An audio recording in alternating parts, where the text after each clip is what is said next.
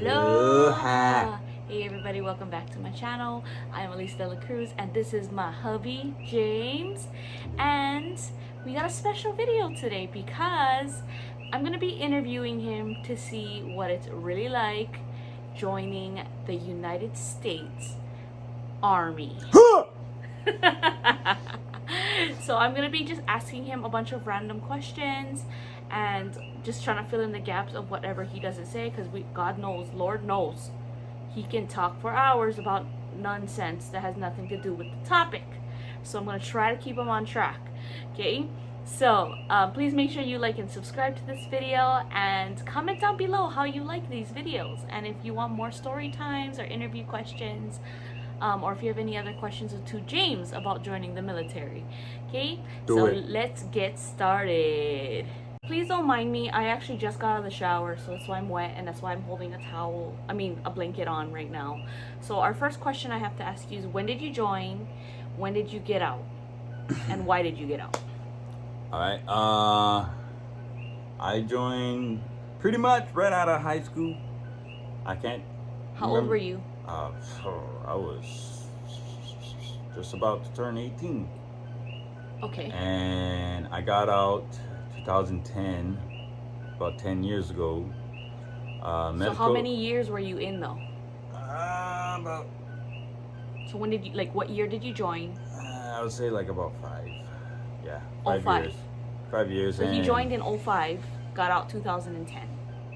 And then yeah, so I got medically retired because I got injured in Iraq. Yeah, 100% disabled. VA. Yeah, that's disabled in the brain. No. Yes. No. That's a lie. No. Okay, so why did you get out then?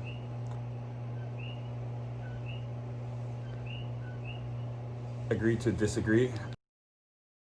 Okay, so next question is, what were you? What was your rank? What was your job? What was your duties? What were your duties? I drove a truck. Yeah, I drove a truck. You were a truck driver. Yeah. For the U.S. Army. What was your rank? Highest rank was corporal. The 2 stripes?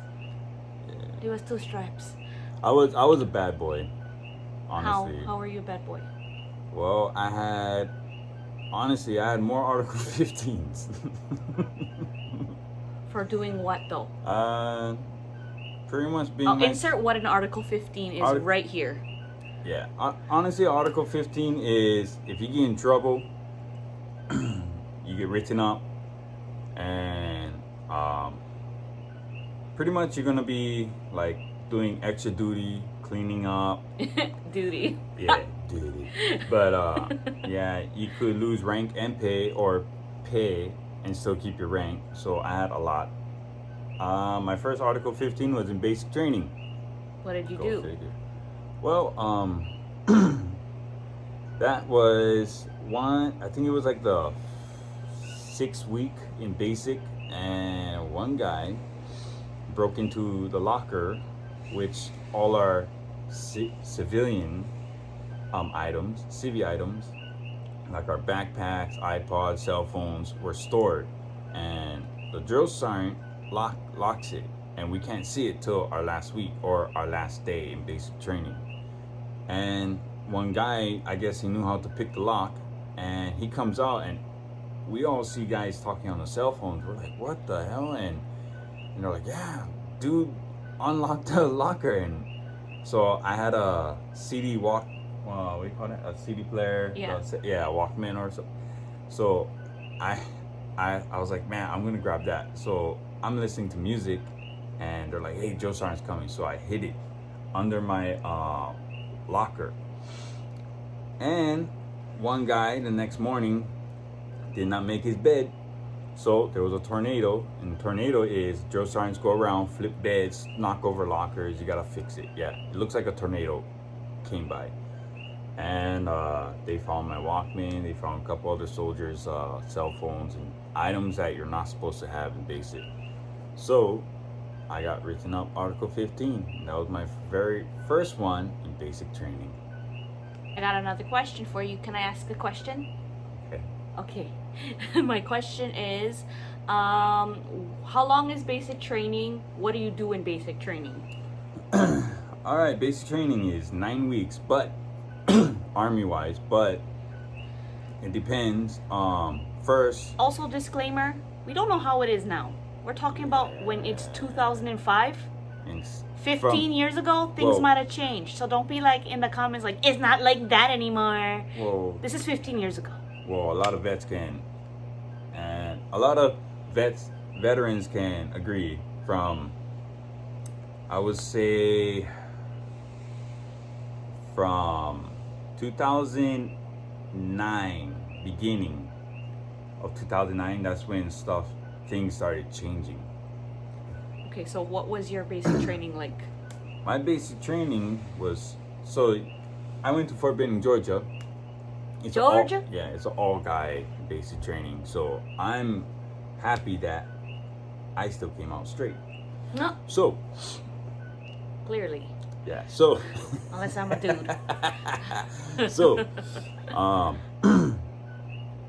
you start off as you're in processing. You go to, at Fort Benning, Georgia, there's a facility called 30AG, which you go there, and it's about, depending, sometimes it's a week to a month, depending on whether when you come, if something with your records is messed up when you get there. All depends. Mine's took about a week. Oh no, I was like 3 days. Your processing was 3 days. Yeah, so I got there, it was about 1 to 2 in the morning. Our bus gets there, and it's like, What is there? at 30AG, Fort Benning, Georgia, Okay. processing. So we get there, first thing, Joe Sergeant comes on the bus. Can I swear? No. All right. So he starts cussing. I'm sitting in the back, and at that time, I flew from here to Fort Benning, Georgia. Well, Hawaii? Atlanta. Yeah. If you To don't know Georgia. who we are, we're located in Big Island, Hawaii. Yeah. He flew from Big Island to Fort Benning, Georgia. Yeah. So I get there. I only have a tank top, surf shorts, and slippers. In other words, flip flops, and Or thongs. yeah, and pretty much a wallet, which I only had $20 on me. I had no backpack, no sweater, no winter You showed up clothes. with nothing? Pretty much, yeah. Wow. So it's like high 40s, mid 30s degrees. That's cold. Yeah, and I'm on the bus, and the drill sergeant's yelling at everybody. He's like, "Get off the bus! Get off the effing bus!" Blah blah. I'm in the back. And first thing that came to my head was, "What the hell did I get myself into?" So, yeah. So I stood on the bus. Everybody. Can we get All to right, the yeah. part where we're talking about what is going on during, what is it? Basic training. Basic So, training. Sorry. processing- Can we get to that part? okay, You so- didn't. It's been 3 minutes, and All I right. still have not gotten Well, to you're it. taking all the time. So, so you processing. You do your medical records. If you're allergic, you get your dog tags, your uniform issued, your sizing. You do your paperwork for like your birth, everything, all the military records. Get it all straight. And at the same time, at processing, you're learning how to march, make your bed, how to wear the uniform, and yeah. And once you're done, they get you all information. They say, all right, you're gonna be this color group, or A group, B group, whatever Alpha, number. Bravo, Charlie. or group Oh, I one, still group two, remember. whatever. So you hop on. I hopped on a 5-ton in the back with all these other guys, and we're all crammed in there. So the drill sergeants start driving us, and it's like about 20 minutes, 30 minutes just driving around, not knowing that the basic training facility where we're going to start our basic training is about a 4-minute walk away from the processing area. So they drove around Fort Benning just to make us think that we're going somewhere in the woods. And yeah, so you get to basic training. When I got there, the drill sergeant was like, "All right, you guys are late, so yeah, this is your bed. Yeah, okay, here, yada yada. Sign this. Okay." Next morning, all the drill sergeant yelling at us. You gotta like on the spot, and you gotta study. They give you these books that you gotta study the ranks, um, weapons. They show you how to shoot. Type of weapon, all these stuff, uniforms, code of conduct. Talk about leadership, integrity, responsibility, everything. Yeah, about the army. Discipline. Yeah. Respect. Yeah. And oh, ROT. I was a JROTC, so I learned a little bit. I know some of the terminology. Yeah. So pretty much, yeah. And you learn a little bit of combatives 1, which is pretty much like wrestling. You was wrestling dudes. Pretty much, but hey, basic training ain't that bad.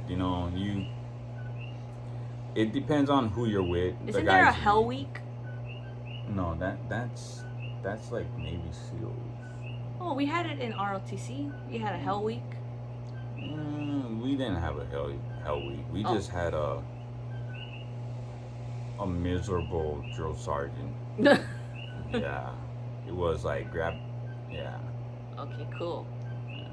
So what happens when you finish?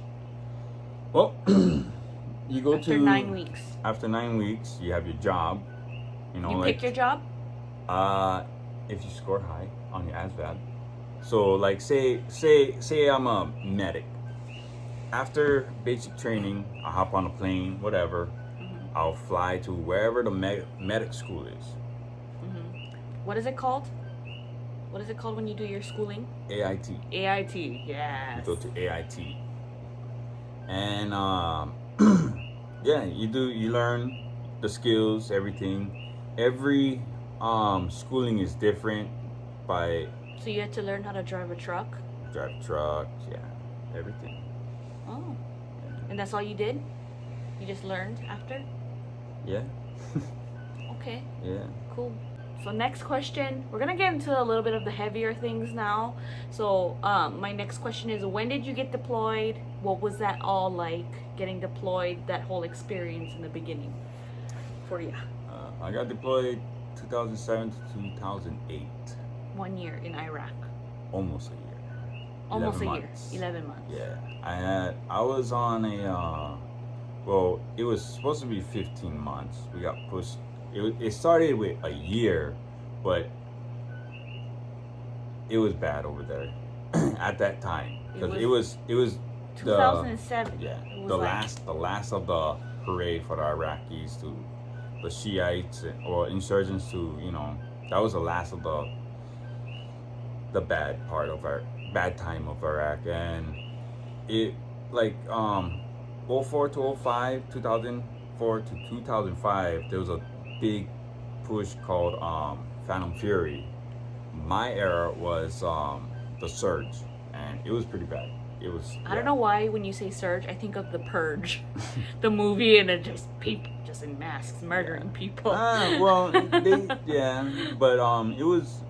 Yeah, when I got there with the group, had my buddy that I call as my brother from another mother, Brian. Brother from another mother. Yeah. He talks on the phone with him for hours, and they just don't shut up. Yeah, they can't stop talking. We're like, wait, like rap. Yeah. Literally, in the bathroom, still talking to him. Yeah, baiting our kids, still talk to him.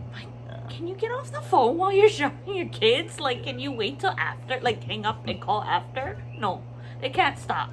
Yeah. Well, that guy took me under his arm. So, before deploying to Iraq or anywhere, you do a processing where you get your anthrax shots, your smallpox shots. You write your will. You have to write a will in case of anything. And I still have it. What was your will? Curious. side question. What was in your will? What did you own? You showed up with nothing. I guess you own. Well, my body can belong to my father. I had a car, a truck, and stuff.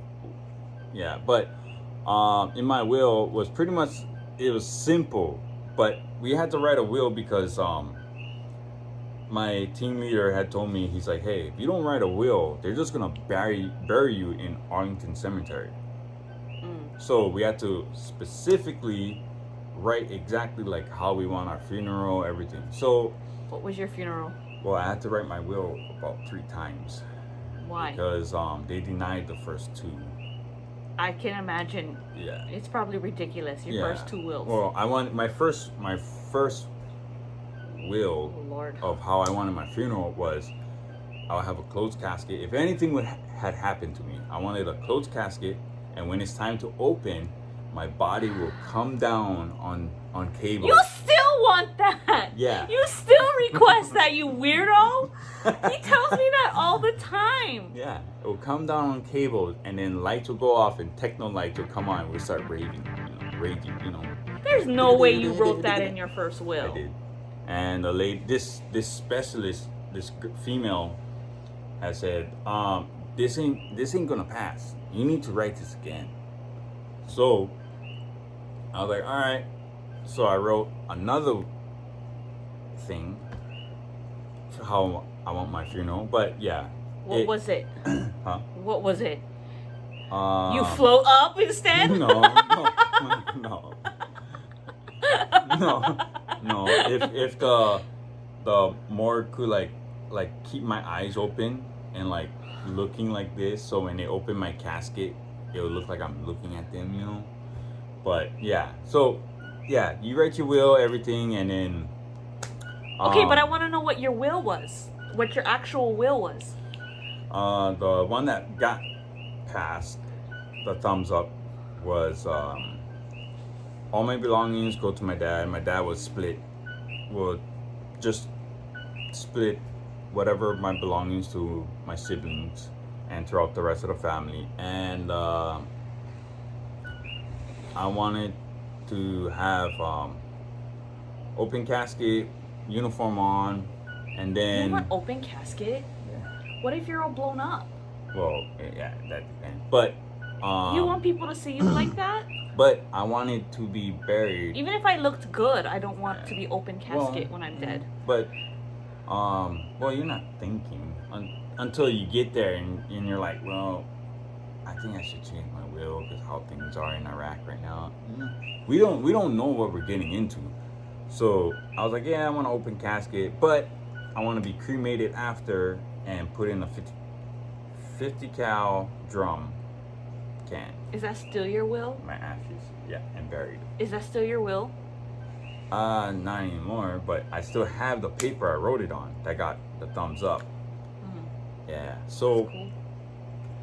Yeah, so yeah. Going back to the topic of getting deployed. Yeah, so you have all your gear, and what they do is you gotta like have all your gear on, get weighed. You hop on a scale, see how much you weigh. How much did you weigh? All Do you my remember? Oh yeah, all my gear on. I was about like 380 something. Oh. Yeah, with everything. All. How much were you without it?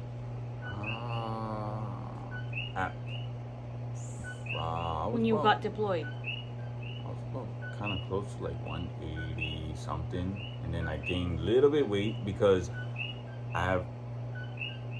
Brian can tell you. When you get to Kuwait, you still got to process again of combat pay. Why were you in pay. Kuwait? Well, you start off in Kuwait for sticks. It's called sticks training. You play with sticks. No, you do like combat training that before. So you'd have to go to Kuwait before you go to Iraq. Yeah. Okay. Or Afghanistan. So what you do is you train in Kuwait because Kuwait is a green zone. What does that mean? I mean, you're talking to someone who knows nothing. All right. So a green zone meaning it's like it's safe. Yeah. Okay. Like you're not gonna get blown up or yeah. That's or good to know. Shot at. I would hope I hope anywhere I go now is a green zone. Yeah. So you do like rollover training, like if a Humvee rollover or you getting, you shot at. Because in the States, it's like forest, mountains. There's no places like desert, and we're going to Iraq. So You mean there's no deserts in the U.S.? well, that has base Oh. training Oh, facilities. Gotcha. Yeah, Like, there's plenty deserts in the U.S. Before we got deployed, we did a lot of CQB. CQB is close quarter battle, which You fight in person. no, Oh, like you guessing. room clearing everything Oh. and yeah. So we get there, we do our stuff, and after you're done, you get flown into Iraq. And I was at Cop Spiker, and yeah, like first thing, like I'm uncomfortable. yeah, not even a week. It was like, all right, first mission, we're out on the road. You get sent out to Iraq even without a mission? Well, Like you sit there and wait for a mission? no, when you're in Kuwait, you don't have nothing. The only mission you're doing is getting ready to go to Iraq. Okay, just the way you worded it, I thought you were trying to say that you were like, you got immediately given a mission, like you didn't have one when you went there. No. But I was pretty much, my job over there was pretty much just QRF, because quick recovery force. So if like our guys are in contact or in trouble, we're there. No matter if it's like like if it's a suicide, like you ain't coming back, we still going. Okay, one random question I want to add in before we get into even more heavy stuff. Would you re-enroll? Would you re-sign up to join the army if you could? Would you rejoin? Depends on the situation. Like, okay, explain. Well, like it's gonna affect you guys, and I would join. Like, If it didn't affect us, you mean? If it didn't, I wouldn't. What do you mean? Meaning, so, like, say another war starts and it's coming to the home front, meaning they're attacking here, then I'll join again. If you could. Yeah. If you could. You can. He can't. That's why. It sucks. It's boring. All right. Right, you guys.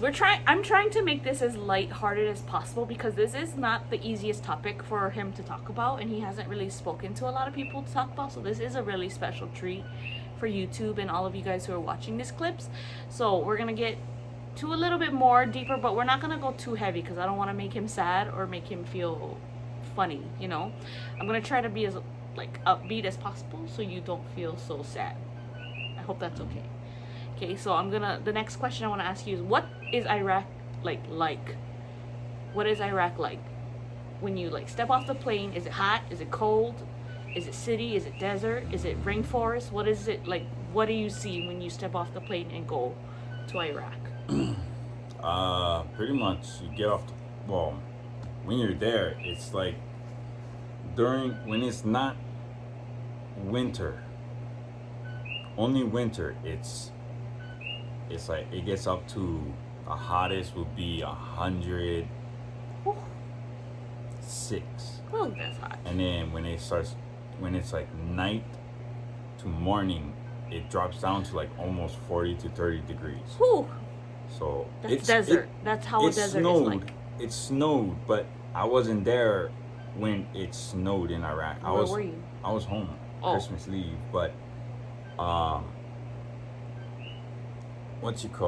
but when I got back in January, it was January 2nd, I got back to Iraq.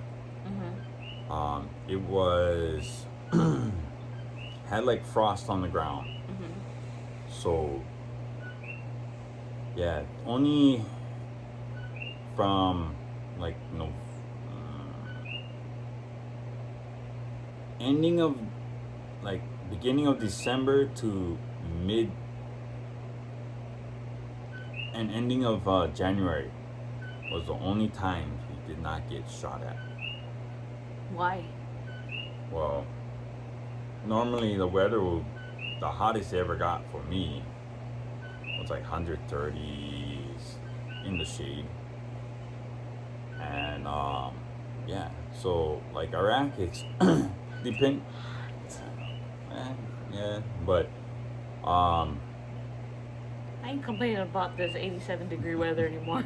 what do you think? I don't complain when you say it's hot. So why do you think the fan's on me and not on you? yeah. So yeah, Iraq. It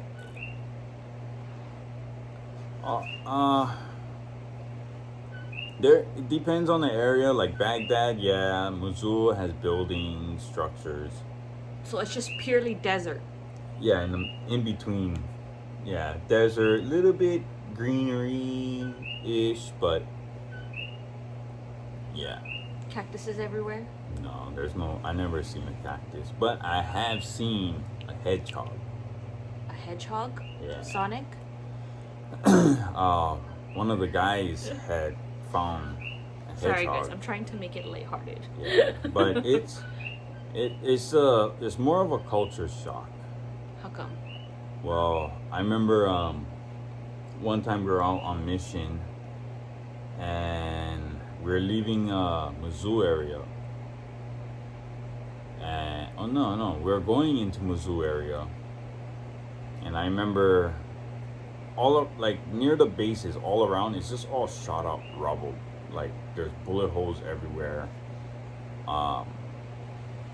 Kids swimming in canals where the sewage is like pouring into the river, and they're playing. The moms are washing the clothes.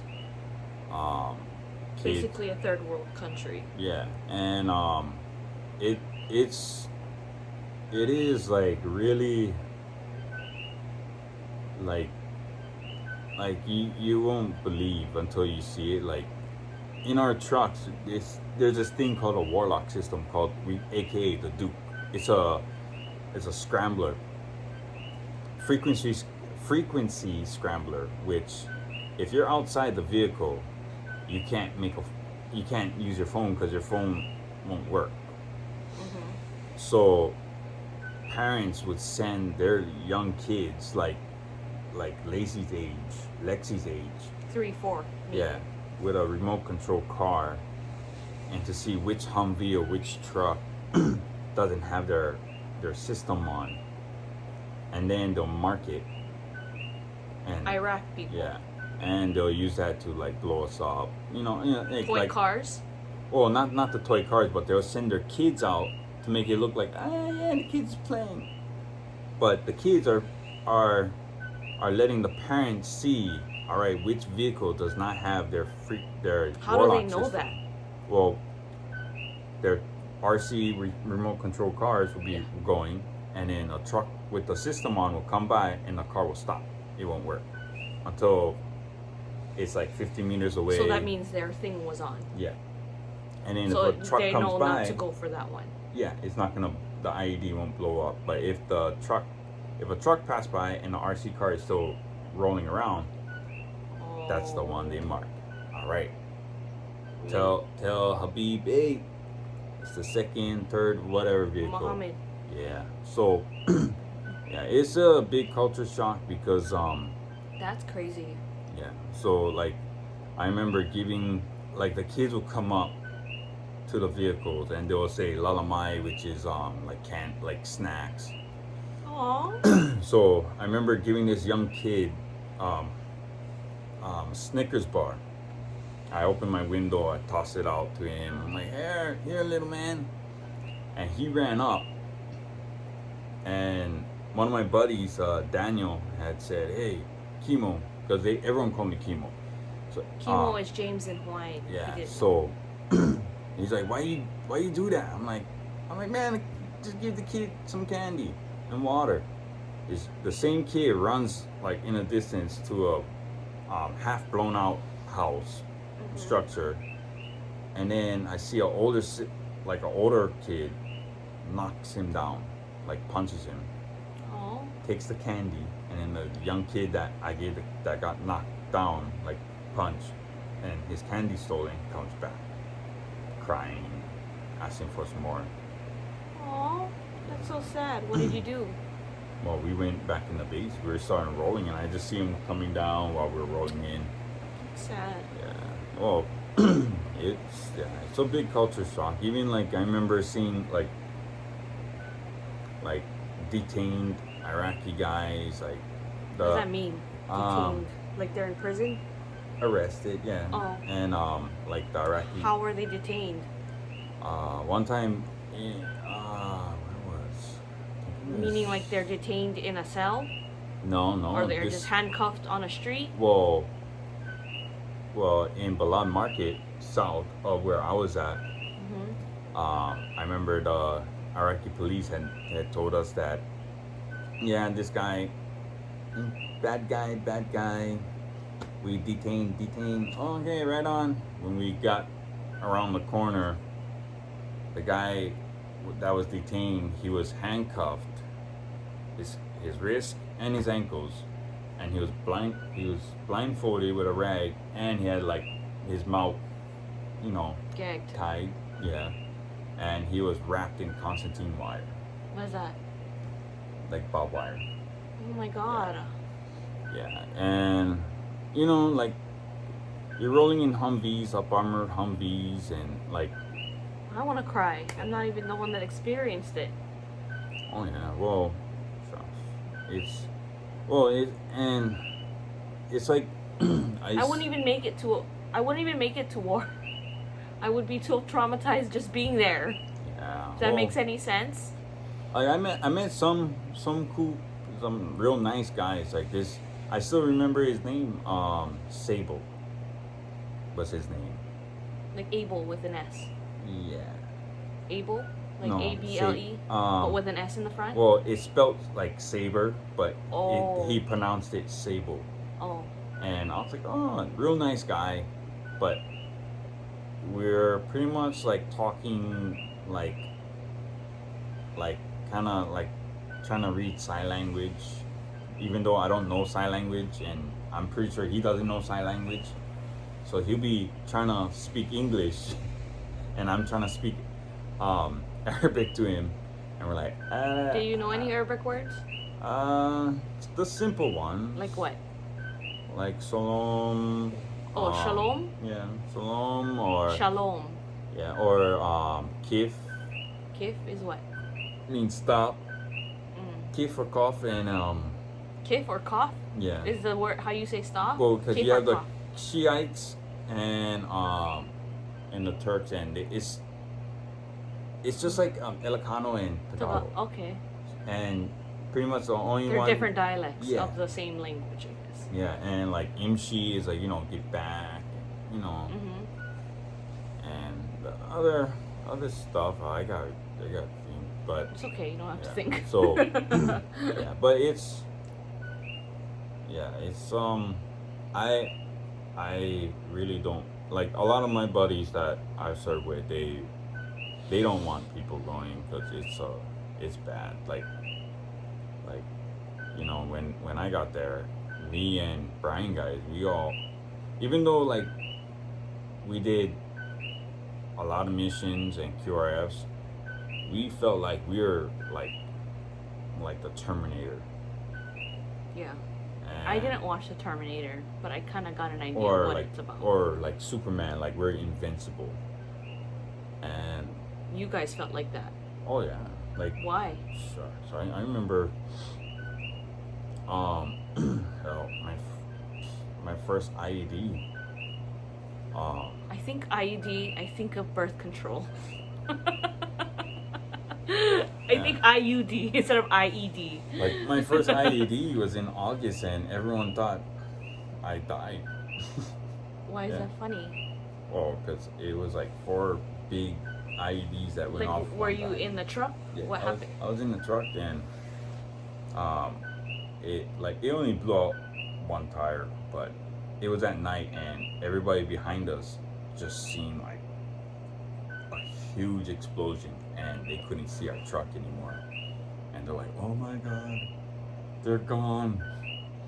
And the thing was, our truck, my buddy Boot and Swords was behind us. So I'm gonna lean against the couch. Yeah. So Harry Swords and Glenn Boot was behind me, and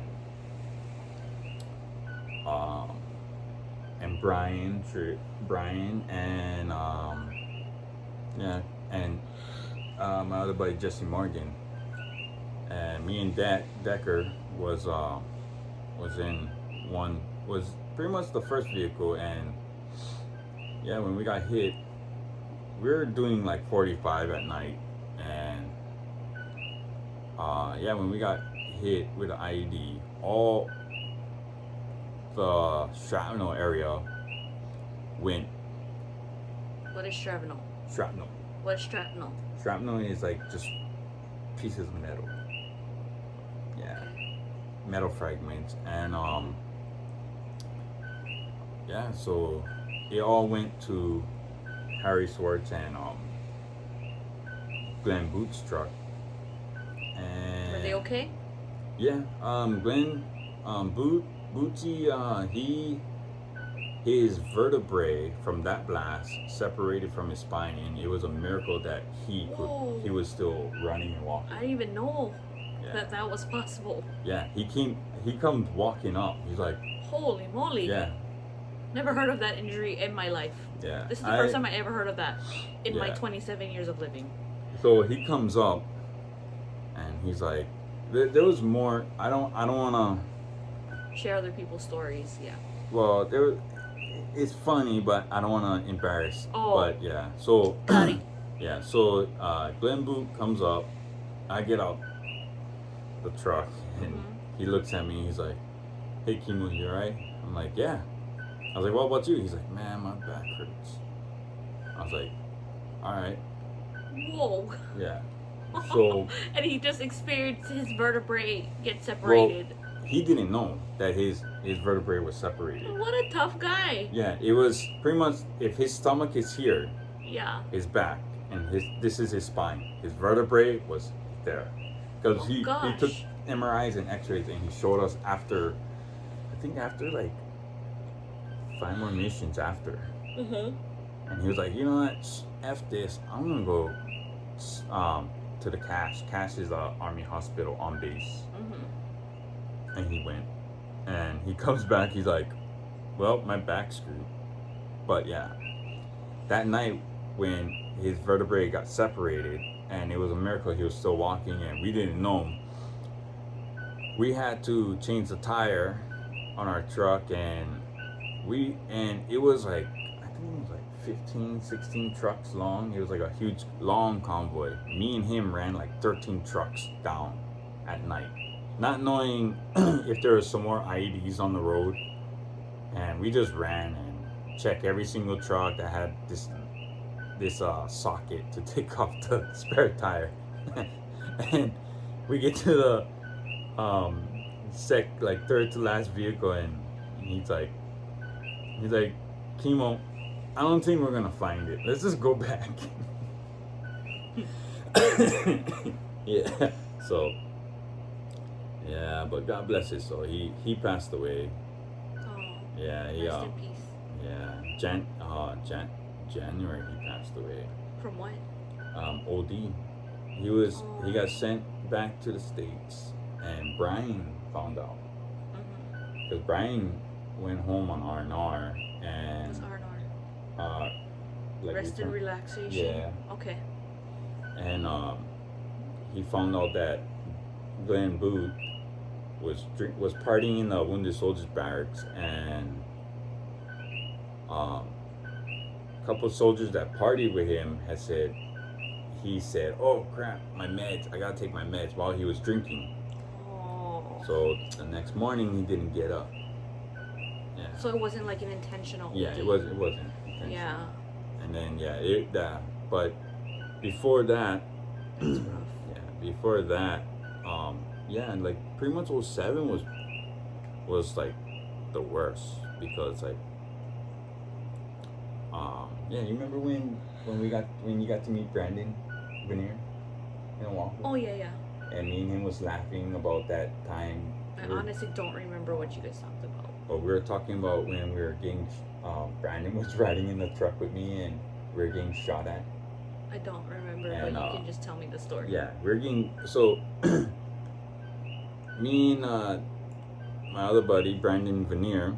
Sweet people. Yeah, Sweet family. He's still in the army. Mm-hmm. So we're in this vehicle together, and I'm looking at the gauges, and we're like kind of in Missoula area, and all I hear is ping ping ping ping ping, like ricochets. And at the time,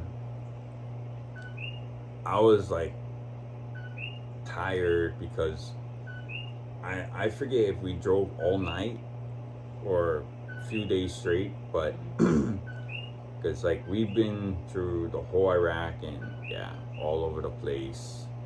And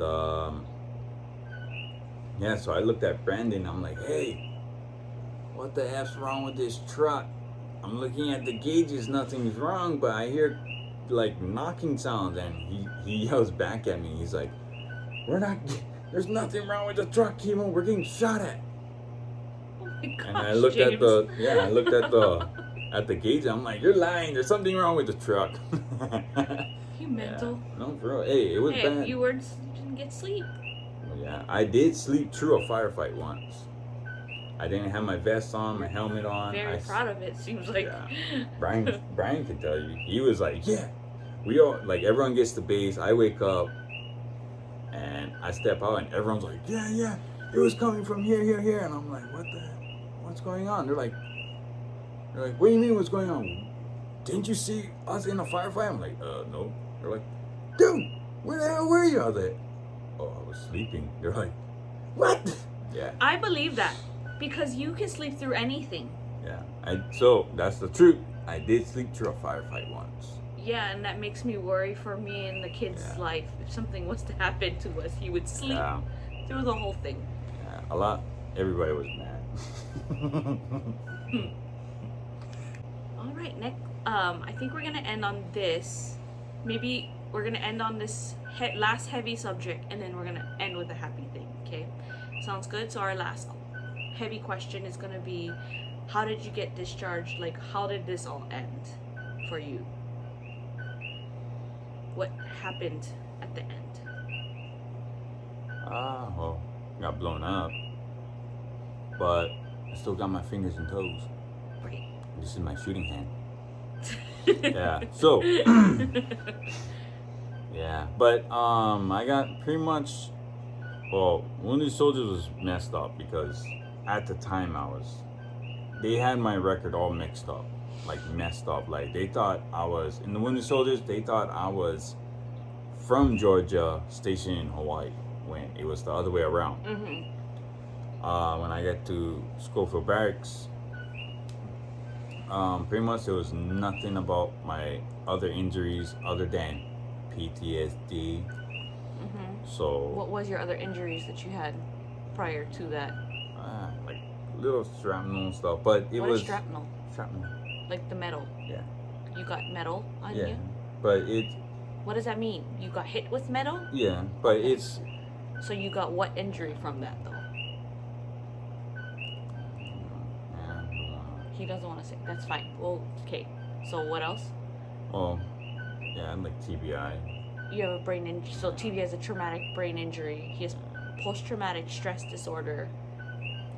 But and you really shattered bad, your leg. Yeah. He shattered his leg in 7 places. Yeah.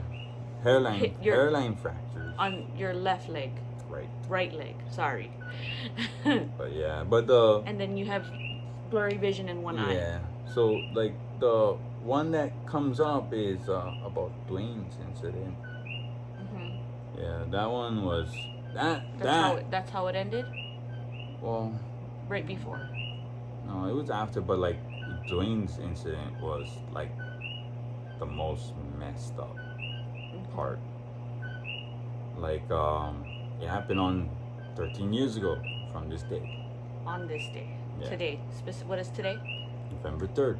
November 3rd. Yeah. So we. Rest in peace. Yeah. So everybody was doing this huge mission called Operation Long Rifle and Long Dagger.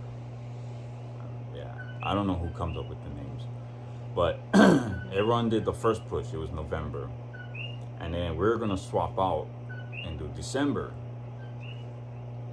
And so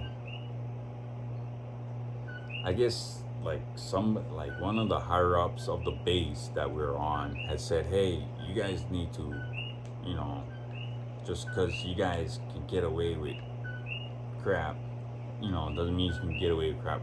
Yeah. So they our place was a little bit messy. Get like people's trash blowing into our area. So Who's people? well, it had other like units and companies, and it's all all separated. So we go and pick up trash, and then Dwayne Covert was really happy because that's the day he was supposed to fly home, and because his wife Jeanette was pregnant with their soon-to-be daughter Zoe, which Already born. going to be. But she's born now. I mean. Yeah, and yeah, she's 13 years old. So Yeah. or gonna be 13. So he was all excited for that, and then what else? It was So he died it happened on base, cleaning up, found the pipe, he blew up, he killed him. So what got more messed up was Brian guys was still out on mission. So that night, criminal investigation, CID, interviewed us and had said, it's accident stuff. I'm just like skimming through. So we're not getting into too much detail. Yeah. We're gonna get the broad spectrum. Yeah. So it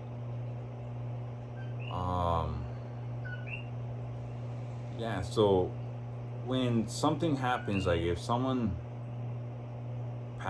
dies outside base or on base, they shut down all the comms, like telephones, computers, online stuff. They shut it down. Why? On base, so that word does not get out to the family. Like say if I die, the commander is supposed to notify the rear D, so they send the priest and sergeant to the house. Yeah, instead of like Brian calling you, telling you what happened, and another buddy calls you, and the story's all mixed up. Rumors, yeah. Yeah. That's preventing rumors from starting. Yeah. So, but it got more messed up when me and Tini, we got the call, green light, QRF. We had to head down to, I think, Balad or Taji, where Brian guys was at. They needed help. We get there, we cannot tell them what happened. That's crazy. Yeah. We cannot tell them. Why? What happens if you do? We get in trouble. Why? Because what's the problem with that? You don't want the story mixed up, so we couldn't tell them until they get back to base. Oh, you can tell them when you get back home. Well, when they got back to that's really weird. When they got back home, strange to me. Yeah, when they got back home, the base back home, our CEO calls them in, everybody in. The ones like us that were there, we stayed outside. And what do you mean stayed outside? Outside the hangar. There's this big hangar that we all do our staging, which is like getting ready, like 5 to 10 minutes before we go inside this huge hangar staging area, and we plan out. All right, get shot at. Like pre-planning. And yeah, so everyone's all in there. The CEO tells everyone what happened. You just hear everyone crying and stuff. And then, yeah, right before. Yeah, right before. I forget. It was either before they came back or after they came back. I know me and Cody Smith and somebody else went to the airfield to say our goodbyes. We loaded him. He would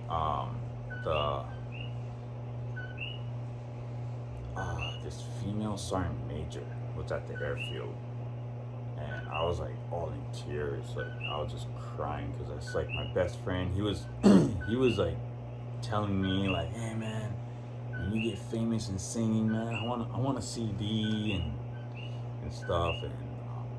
And like he talked about his son and his. I never did meet his wife in person, but he talked about his family, and he was all excited about it. Yeah, and he was more excited leaving that day. He was like, yeah, I'm out. He's like, Kimo, did you hear? I'm out of here, man. I'm going home. I was like, yeah. I was like, hey, you're gonna have a girl, right? He's like, yeah. Her name's Zoe. Yeah, named after the song from Sting. What song is that? Zoe Jean. I don't know that song. Sweet Zoe Jean. I don't know that song. Oh, but yeah, yeah.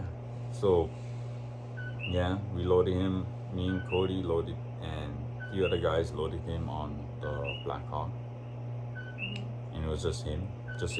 He was in an icebox casket, and we loaded him and did our salute.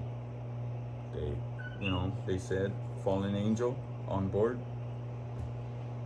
Yeah, and this female sergeant major was like, you must have loved him. Not like no homo, but I was like, we love our family and friends. I was like, homo. Yeah, I told that sergeant major, I was like, you don't even know. And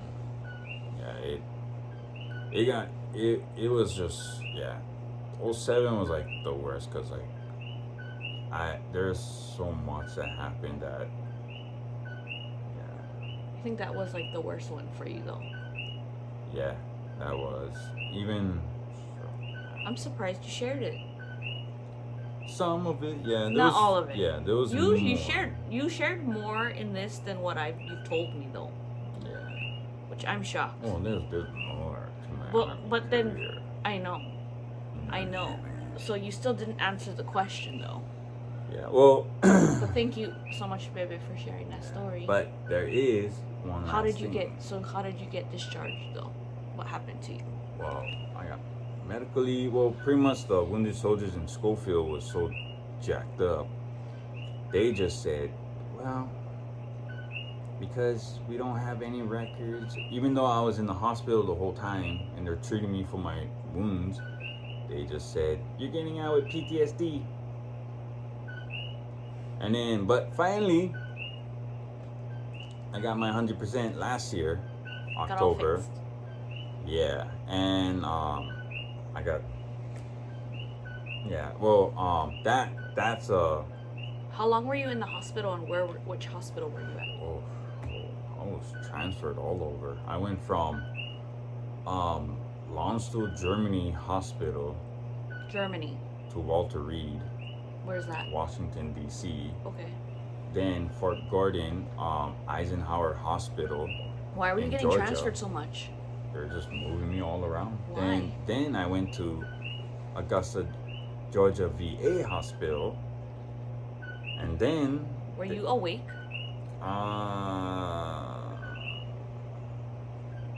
Yeah. I remember I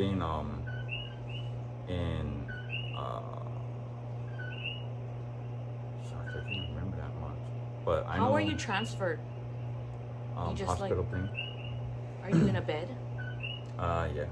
They just hoist you But- around in a bed? Yeah, to but planes? I do remember getting transferred from Walter Reed Hospital to Fort Gordon Eisenhower, Augusta, Georgia Hospital. There was a Marine on there. Why? What's so funny? Well, he didn't get injured. He had this, what do you call that? Like, your bone is disintegrating, like melting away, like a bacterial thing. Hmm. Well, it was happening to his ankle. He had like a flesh-eating virus? Something like that, but on his bone. And so guys were asking me like, man, what happened? I was like, well, I injured my neck, this and that, blah, blah. He has a scar on his neck. Yeah. You can't really So, see it because he has a little yeah. hair on it. So I was like talking about it, and me, I'm Portuguese, I like to talk with my hands, you know. You like to talk, period. Not just your So- hands, your mouth. Yeah, so I was describing this one time daisy chain. A daisy chain IED is more than 2 IEDs going off, just boom, boom, or just all over, just going Yeah. off. So I'm talking about that, and there was a huge IED up ahead of the road, and my tip of my finger just touched this Marine's toe. Oh my gosh. Just a little bit. Uh-huh. And the dude starts screaming. Like screaming. And I look over, I'm like, what the F's wrong with you? I didn't know. I didn't know. I didn't know. My bad. If you see this, man, I'm sorry. I'm sorry. Simplify. But yeah. So, but I did meet awesome friends. That's how I met CJ Yeah. and Jeremy. His best friends. Yeah. And yeah, so the last But battle, they were not in, you weren't together out there. You guys No. met in the Hawaii. ones- Yeah. In wounded soldiers. yeah. Soldiers. The worst of all, Iraq has nothing to do with this. Like, if I say, as a veteran, the worst is when right before I got my 100. That was the worst for us. Oh. Yeah, like it was like the worst time. Like financial problems. The VA's not even Mhm. helping that much. Mm-hmm. They say, "Oh, try this," and Mm-hmm. yeah, that I would take Iraq over and over again compared to that, because when I was in, I wasn't married, and I never had kids. Yeah. Yeah. But yeah, but if you ask anybody that served with me or I served with, they can tell you I was sort of like the hype man. So like, we get shot at, it's a bad mission. Once we get back, we park our vehicles. Pretty much, I would get out, turn up the music on the radio, and just start dancing. Oh, there's a bug. Yeah, start dancing. I know there's a guy named William Aviles and a couple other guys. They have videos of me on their thumb drives, and I'm still waiting. Mm-hmm. My wife wants to see it. Oh, Yes. I do. Or she needs to see it. Because I got some crazy dance moves, you know. Well, I don't know why you won't show it to me now. Well, I'm disabled, woman. So crazy. All right. So our last question, we're gonna end it on a happy, high note.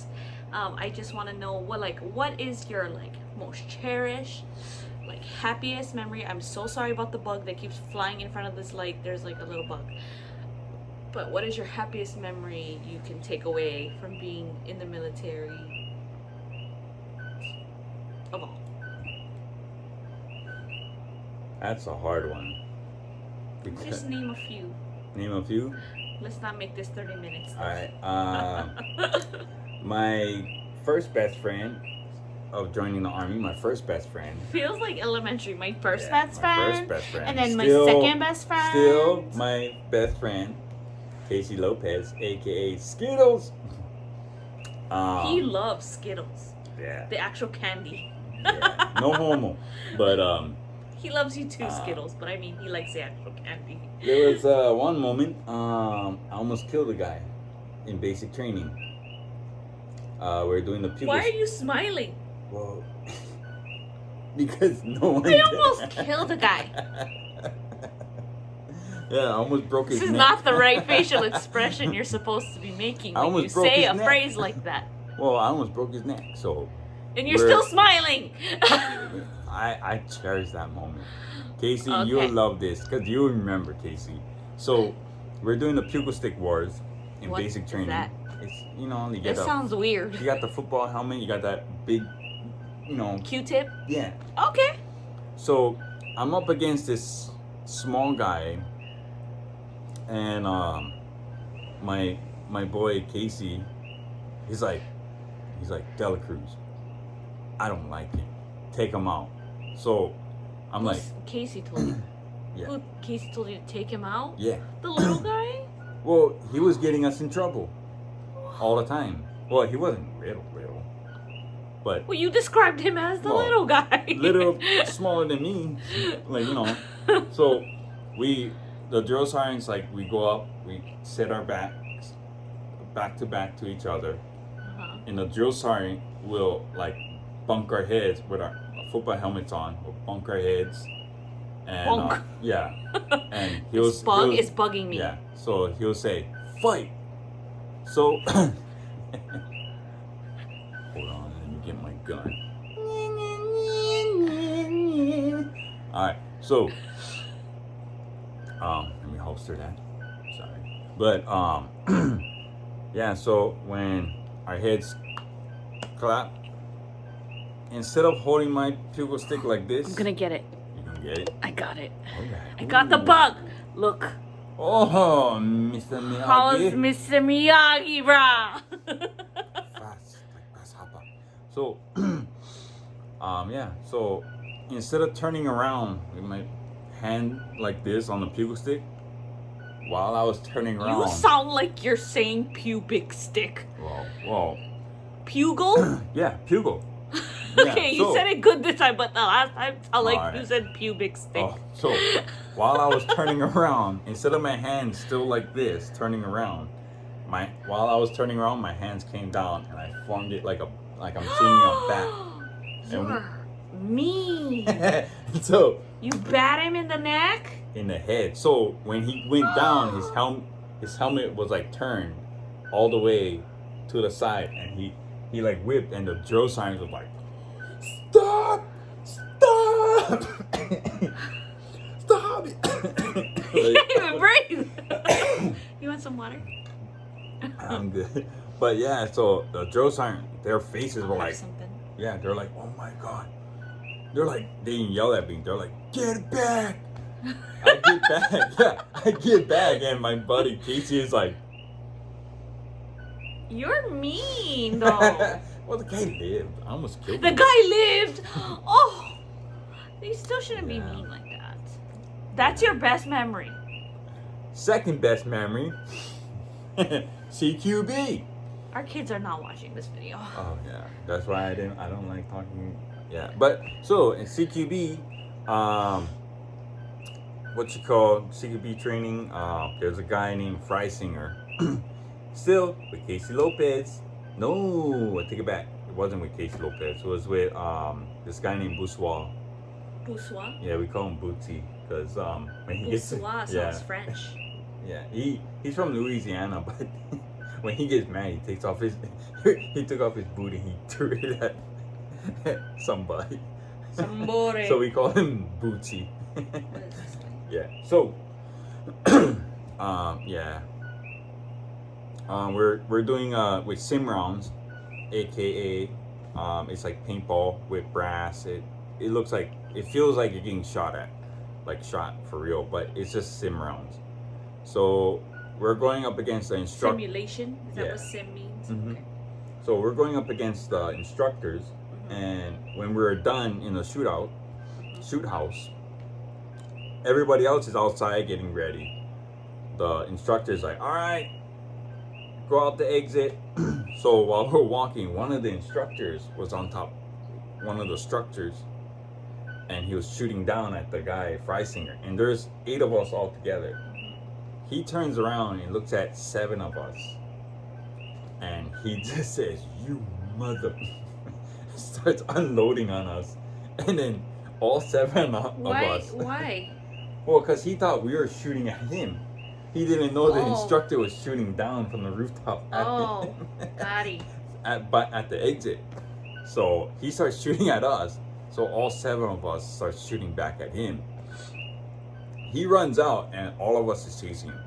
We're shooting out and then the instructors, yeah, we had to like do extra training. Yeah. And my best of all memory is with Brian Tripp.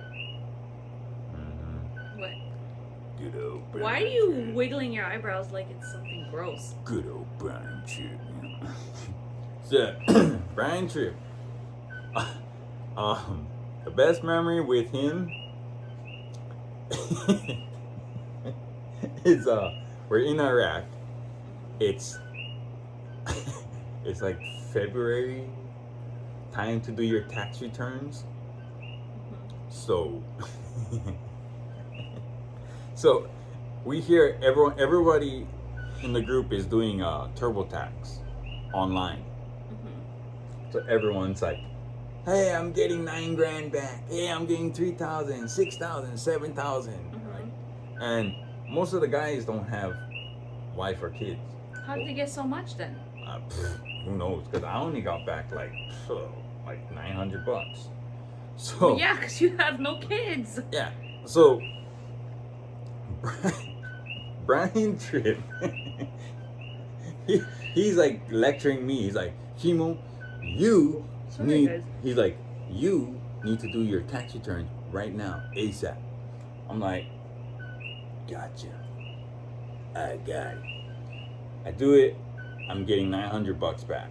And this is 2008. Brian had said, hey, I gotta go talk to the S1 and stuff and figure out, about my tax returns. And this female tells Brian Tripp, because I'm with him, like, you can do it. It's dummy proof. Just follow the instructions. So I'm in his room and he's doing it, and when he clicks enter, he starts snapping. He's like, what the F? What the hell? He gets out, starts hunting down, looking for this female that told him. There's another bug. Oh, I need to get it. Oh, dang it. I missed it. Yeah, he's hunting down. I'm helping him search and find this woman. And when we find her, we're already on the shuttle bus, which takes us from our living area to the DFAC chow hall. And he's like, stop the bus. And one of the soldiers stops the bus and he rolls down the window. He's like, hey. And she's like, the girl's like, oh, yes. What, can I help you? He's like, yeah, you tell me, do it yourself. I shouldn't. I can never trust myself. Everyone else is getting like thousands of dollars back in return. I'm only getting back $3. So stupid. He's like, that's what I get for doing it myself.